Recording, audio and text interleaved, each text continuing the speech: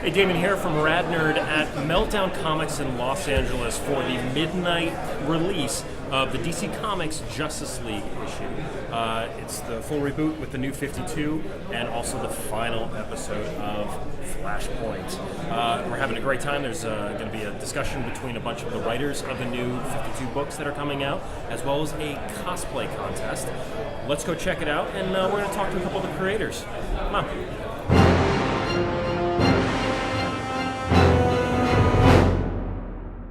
I'm writing Deathstroke and Nightwing as part of the new 52.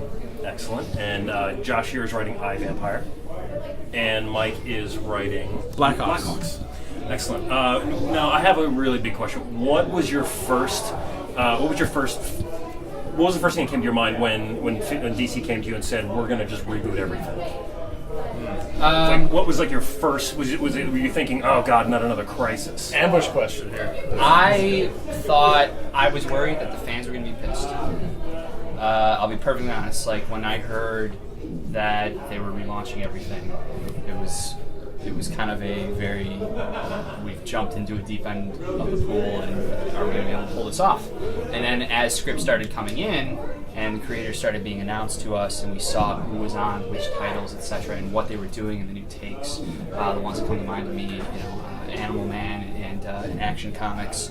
It became very exciting. So instead of being something that was very scary, it just became this. It really kind of fed. I don't know how it was for you guys, but for me, it really fed me creatively that I could kind of push the boundaries, and it became very exciting.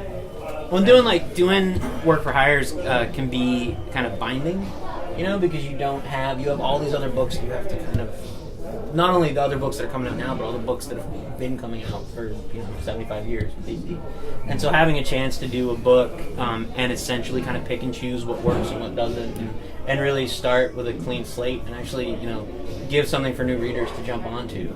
Because, look, our industry's hurting. We really need new readers desperately. And so finding a way and having DC do something this kind of bold and daring to actually try and get people to read comics and remember, hey, that movie that you go and see and all those movies you keep paying for? Well, we've been doing that better for longer. So come see what we're doing over here. Mike, how about you? Well, the first thing I thought, honestly, was, wow, that's crazy. I hope they have Grant Morrison on Superman. That's the first thing I thought. Really? No, seriously. And they were ahead of me on that. So, number one decision. Correct. I thought they hired him after you told them that he After I told them, is Grant on Superman? They were like, hang on a second. And they called me back the next day. They were like, yes. And then that's you said, how it I'll happened. take the job. So, Grant, you owe me. Little amazed that DC is really pushing the more horror or non-superhero character books like iVampire and Blackhawks. Are you all superhero fans, or are you what is your main interest in the genre? I mean, I grew up reading. I'm skipping ahead because you didn't ask me, Kyle. Wow, You're next. our crossover is dead. Yeah. You cannot use Deathstroke. I grew up reading the four kind of formative comics for me were Creepy and Eerie, which were the horror magazines, House of Mystery, and House of Secrets. Those four books. And I would go back issue diving and looking for them, and the horror comics, and then obviously the EC stuff, and finding all that stuff was making me it opened my eyes to the fact that you can do horror, and you can do war stories, and you can do crime, and you can do it in this amazing genre.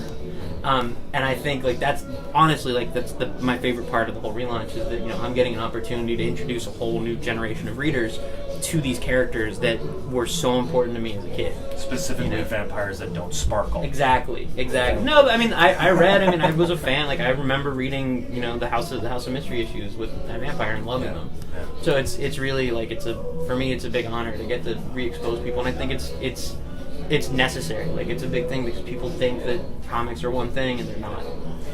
Now, for you, Mike, the Blackhawks. Most people in this generation are really familiar with the Blackhawks only from the animated series, not from the comics.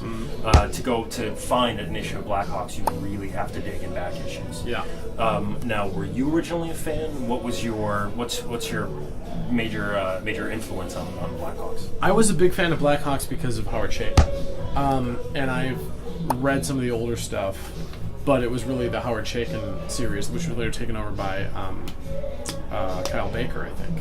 in some of his earliest work, which is really interesting. I read that series and I really, really liked it. But my Blackhawks book is it's not that book. It's a total reinvention of the people sitting on this couch, and of sort of the DC relaunch. My book is one of the total start from zero books in that crop. So I try and put little Easter eggs in the book, and I want there to be a connection to that legacy because it's a strong legacy. Otherwise, the book wouldn't be called Blackhawks; it would be something else.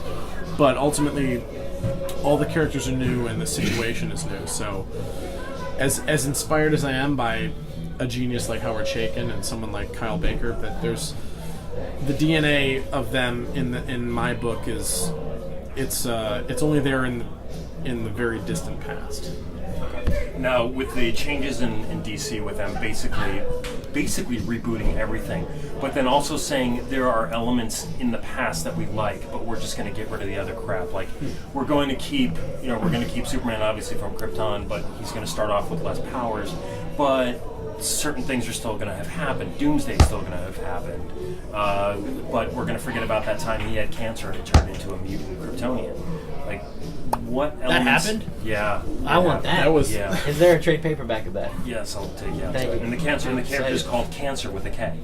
Oh my god, That I'm on is board. just He's giant- he's Holy supposed to moly. be the villain of my second arc, so that I'm screwed. I am sorry for ruining that. No, what restrictions were you given on your book? Obviously, you weren't given any since you're rebooting from scratch. But like, what restrictions have you been given, or for like what you can and cannot use? Well, there is a timeline that I don't know if you guys get. I mean, I have a timeline for. I guess my characters are a little bit more kind of complicated And or- tied to current continuity. Yes, they're very involved in current continuity in the current DC. You can use like universe, etc. mainstream. They're more mainstream. Well, mainstream's not exactly the right word. For No, now. he's For he's the- super yes, mainstream, for and the my fans. book is edgy and indie, and you should all buy it because it's. But cool. Deathstroke is edgy and New. Deathstroke is new, yeah. And actually, just to say real quick, like one of the really exciting things about this to me is if you look around at a lot of the creators on the books, like all three of us here, like this is our, first big like DC work. So I mean, DC has of the 52 books, there is a very there's a very concerted effort to bring in new talents as well. Because if you're going after new readers and you're trying to shake up the status quo, bringing new voices into the mix is very important to that. So in that regard, having kind of the soft reboot where it's not super beholden to continuity is very liberating. I think it is the right way to go because you're making your product more accessible. But I would say that as a comic book fan in general, like whenever I read Batman, like I have a chronology in my head already of like the important events. Like I read, Year One in Long Halloween and Dark Victory, and then and it's like I have this set like stories and temples that I go to anyway. So I feel like every comic fan kind of builds just the nature of comics that it's impossible that all 70 years have happened and the character is been Not around for according to that Grant long. Morrison, though. That's true. And I think that's where the tricky part is going to be, is that they're like, I want to say cherry picking the best parts of the universe, but also glossing over the things that didn't happen. Like, will Barbara Gordon have knocked the Joker's teeth out? But here's the thing, That's not the but important yeah, like part. I'm just saying, but- nobody watches, like nobody turns on their TV and watches Batman the Brave and the Bold, and then watches Young Justice and is like, well, what the fuck is this? I don't even understand. Like, well, I can't. How is Robin a kid here and grown? Nobody says that because your brain is amazing. And your brain is, and we read books. We're way smarter than regular people. We can figure it out. Like seriously, it's not fucking hard. Like there's no one goes and watches the Batman movie and then is like, well, fuck it, I need to burn my comic. But I think where it gets complicated is that something like the Batman books, for example, where it's like the line is not a total reboot. Because if the line were a total reboot, where you're saying that okay, we're starting over and certain things from continuity happened, but it's like our own spin on those continuity things. Like what I'm doing in Deathstroke, like there are some characters and some past history, etc. that did happen, but it's a new version of it. You know what I mean? Whereas Nightwing is much more beholden to, okay, those issues, like issues, Scott Snyder's Detective Run, that literally just happened. Like I am literally just following that. So there is crossover there, and so that I think that's where it gets a little tricky because it is kind of it's not a clear message in terms of what you should read and what you're referencing, what you're not referencing. So with the fans, what I'm getting at is what I want you to do is tell me you want them to take these. You want the fans to take this at face value. The point is that you should be able to, like, what all of our marching orders were let's tell a story that can relate to the past, that the past exists, because there is a past. Everyone has a past. No book is about a guy being born and then his entire story moves forward. So, like, the past happened. But your story should not be hung entirely on the past. So every one of these books, certainly all the ones I've read, you can pick up the first issue and you know everything you need to know moving forward. Give a pitch for your books so people will know why they should pick it up, please. Well, Nightwing is Dick Grayson, former Robin, former Batman, coming off of the most challenging / successful year of his life and career, where he had to he spent all his time running away from the shadow and legacy of Batman and Bruce Wayne, and now he has spent the last year embracing that and literally having to be Batman. And now, for the first time ever, he is himself, or for the first time in a long time, he's himself again. So he's back to being Nightwing, and he's staying in the one city that he's spent all this time avoiding since the night his parents died. Deathstroke is a total, just badass mercenary assassin who takes on the toughest jobs and the impossible missions in the DC universe, goes after the toughest targets. And that said, he's at a point, he's been doing it for quite a long time. And so this is a story of him trying to kind of get his mojo back. For a vampire? A Vampire is about vampires in the DC universe have been living in hiding for years. They've been sort of an oppressed mass, and they decide that they will not take it anymore. They decide that it is time for them to take their stand, to demand that they be taken seriously. Unfortunately, that does involve eating us.